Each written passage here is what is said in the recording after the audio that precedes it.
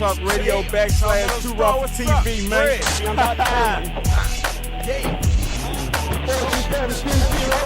Too raw, I'm too raw for TV.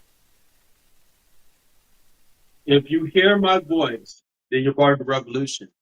Welcome to the new world. I'm your host, the Ratchet Revolutionary Palmetto Star, but you can call me Prophet. Hit me up on Twitter. Yeah, they killed my main account, but you can still hit me up on Elon Musk Toy at 2 Raw for TV Radio. That's the number 2, RAW, the number 4, TV Radio. And tonight is Juneteenth. It's June 19th, what they call Juneteenth. So we are going to go into it. And I have one of the most important writers of our time with us right now, Supreme Understanding. You guys hit him up on Instagram at Dr. Supreme Understanding. So we're going to go into this. I actually was in Athens today. Shout out to Athens. Shout out to Empress Mocha. Shout out to Micaiah Smith. Shout out to everybody that was out there celebrating Juneteenth in Athens with us. It was an amazing experience. And I ripped into Juneteenth on Juneteenth. I had to do it because they give us this story and this story about, these guys freed you on this day. The Union freed you guys on this day. And I had to let them know the cold, hard truth. Nobody could free you but you. And so we're talking about that today, exposing Juneteenth exposed, and a divine interview with the one and only Supreme Understanding. So that's what we're doing today. So we're just going to get into it. So Supreme, can you introduce yourself, let people know what's going on with you? My latest introduction for myself is that I'm an artist. Okay. Yeah, I'm an artist. And I teach. Okay. And I teach. And so one of the things that I like teaching about is history. Mm-hmm. Right. So I got raised into being able to appreciate the history of this country from a very different perspective, because I was raised by the 5%. So I was taught to research history on a very deep level and get a little bit deeper than what we get out of school books or we get out of TV. And that's been what's really propelled me to design this art form of education in such a way that our young can really grow up knowing what really is going on and what really is happening in a way that resonates with them. Yeah, that resonates a little bit more than the way that they otherwise might get it. So my special sazon and flavoring on education. That's my art form. Okay. Yeah. Education is your art form. Education is my art. Yeah. Yeah. It's an art and a science. Yeah. I like approaching it as an art though, because you get to change up your campuses, you get to change up your media, you get to change up how you do things. I might go from writing books to running a restaurant because it's just part of that journey. Yeah. Man, you gave me a hell of a topic though, man. I wasn't too much, was it? The truth about Juneteenth to make it look like I'm about to go, because he went in on Juneteenth at the thing, and it's like now, it's like, but what you went in on is the truth, because though the people may not always get it, the real truth behind things is never going to be told to the public. Right. So you got to dig a little bit, and so it's always going to be somebody like you that's going to come into a setting and tell them what they wasn't expecting to hear, right? So I figured, all right, I'm gonna match this energy. I'm gonna find out what is the truth about Juneteenth. Like, what is the coldest, most shocking thing that I can find out? I want to check its Carfax. Because I didn't know who made it. Right. I really wanted to know, and I'm like, all right, well, I really never dug that deep into it. And it's like one of those things where it's like, you don't want to dig into it? Why? Like, because you might be like, it's too sanctified, it's too saintly, too holy. Like, nah, you should know about it. Did the CIA make it? Right. Like, I want to know.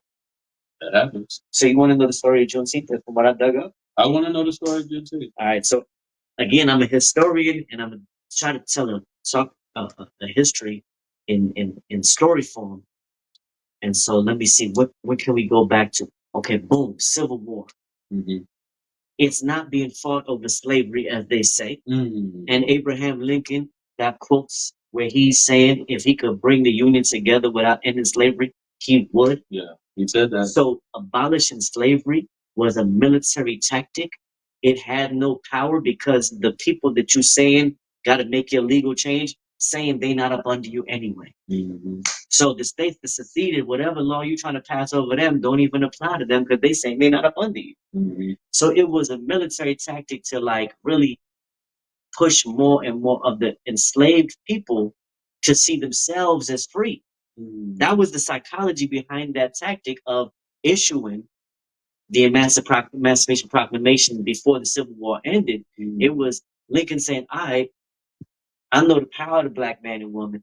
They gonna make the turn of this war because they gonna turn against the households. Mm-hmm. And by facilitating that, give like y'all could join the Union Army. You get to have guns. You get to spray something. Oh yeah. So that was a military tactic, right? But it would take somebody knowing, okay, I gotta free myself because this state definitely ain't free. Just because this guy said so, because this state say they ain't up under this guy. Right? So that's one thing that I realized, okay, you go back to you gotta free yourself, but it's a military tactic. So nobody got freed off the Emancipation Proclamation for real. No. Civil War ends, and hold on, I gotta get my notes. Let me get my wait. Let me check make sure I'm right and exact. Set the car back. Gotta check this. I did some research. Like, let me. And you know what? And that's an interesting thing too. I'm glad you brought up the Emancipation Proclamation because if they actually go by the Emancipation Proclamation, did you know black people would be basically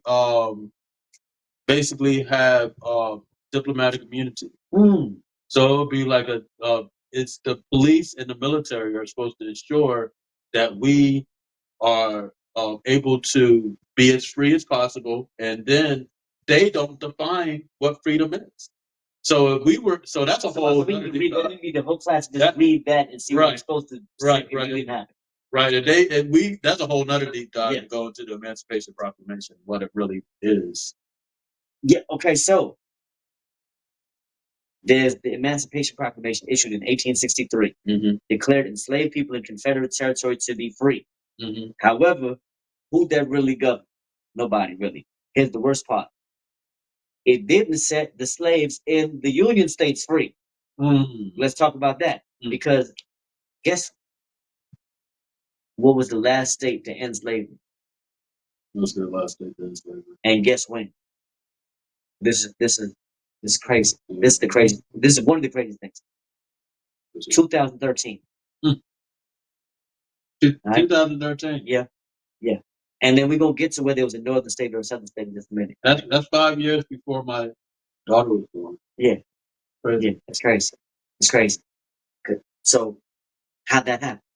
All right, so on June 19th, 1865, Union General Granger issued General Order Number 3, proclaiming the freedom of enslaved people in Texas. Mm-hmm.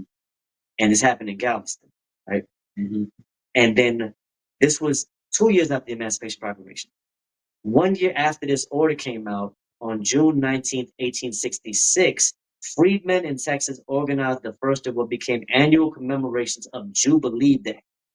It's called Jubilee Day. Mm-hmm. Early celebrations were used as political rallies to give voting instructions to newly freed African Americans. Not just go vote like they do with you now, but voting instructions like, yo, you need to know this is who really on your side, this is not. We can't do that now. Mm-hmm. Yeah. You can get a bunch of money registering people vote, but you can't tell them who's really for the people and who's not. You're not allowed to do that. All right. So then what happened? Delaware, Maryland, Kentucky, and Missouri, all slave states that remained in the Union, did not abolish slavery.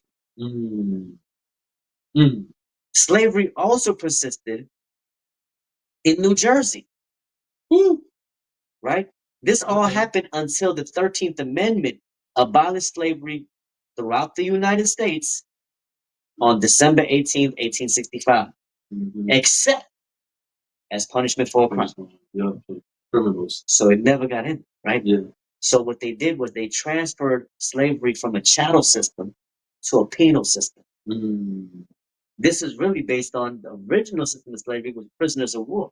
They was capturing people that they were still mad at from the Moorish conquest. They was capturing all the black warriors from the West Coast, all them Sufi warriors, all the Mandingo warriors, all the Malinka warriors, all the Mali Tuareg people. Like, yeah, they got all of them. And they got everybody that descended from 12 lost tribes. So they got all the lost tribe people. Wherever they were said to be, they collected some black people from there, found out some history on them, and tried to make sure they try to check their Carfax. Like, yo, is this the lost tribe of Dan here in Ethiopia? Yeah, we think these the Dan people right here. Look at what they do.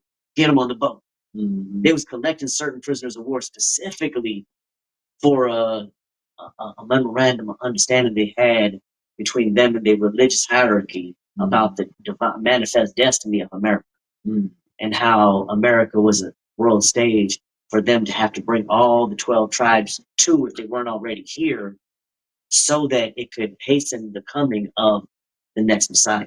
That was the teaching that they had. And so Columbus documents that in his books. Right? So all this is a wild history of why they was going back to making black people prisoners of war, essentially, in this penal system. Because by doing that, they did something that even the ancestors that was enslaved didn't have to go through. They separated man and woman. That's yeah. That's crazy. Yeah. Once you separate man and woman, now you've enslaved the man and woman's reproductive ability, their ability to actually build family and build legacy. Oh, now you fucking with a community. Because now you're playing with their reproductive abilities and shit like that. And you're making single mother households. You're making children that are now owned by the government, wards of the state. So now they owning babies on new levels. Slavery never ended. That's what I'm saying. The whole Juneteenth is a farce. It's a farce. It's like, okay, you guys are free. And what I was saying, and I can't wait to put this video up, is you're free-ish a little bit, but you got to really free yourselves. You got to know what freedom really is. Most people don't even know what freedom is to even, sort of imagine being free. They think money is freedom. You know what I'm saying? They think being able to go to Target or, buying some luxury bag is freedom. And it's completely insane. It's completely insane. But you know what?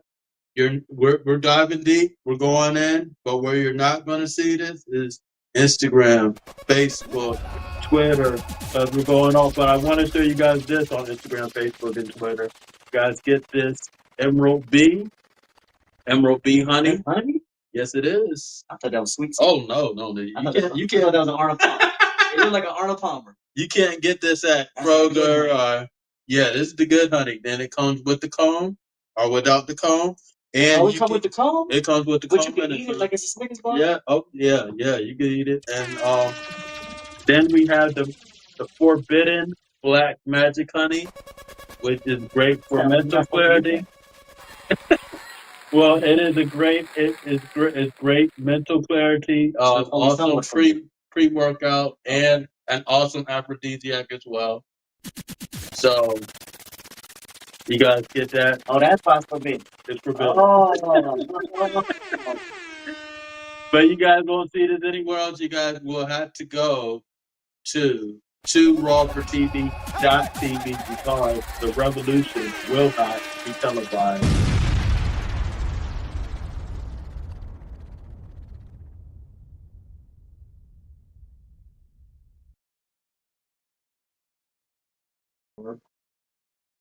Calling in.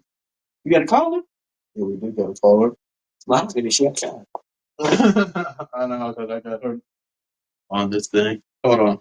Oh, I still got you guys live. You gotta go to Raw for TV to see this. So, to rawfortv.tv.